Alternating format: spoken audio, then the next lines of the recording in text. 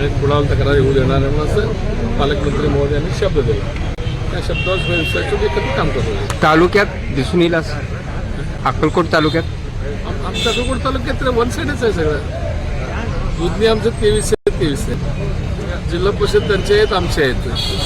बाहेर कोण नाहीतच आहे. महेंद्रगिरी दूध अक्कलकोट पण सगळे एकत्रच आहे सगळं. त्यामुळे वन साईडच आहे. विरोधकांनी चेन वोटिंगचा जो मुद्दा आहे तो उचललेला होता आणि त्याला आक्षेप काल त्यांनी घेतलेला आहे. त्यामुळे ती चेन वोटिंग होणार नाही असं चित्र आहे. चैन वोटिंग म्हणजे चेन वोटिंग असं म्हणतात की बाबा तुमचा एक उमेदवार पहिल्यांदा मतदानाला जातो, तो मतदान न करता खिशात घालून आणायचं. पत्रिका घेऊन येतो. ते लय जुनं झालं. ते 20 वर्षापूर्वी झालं. आता एवढं जग पुढे गेलं ते कोण करायला जातो आता.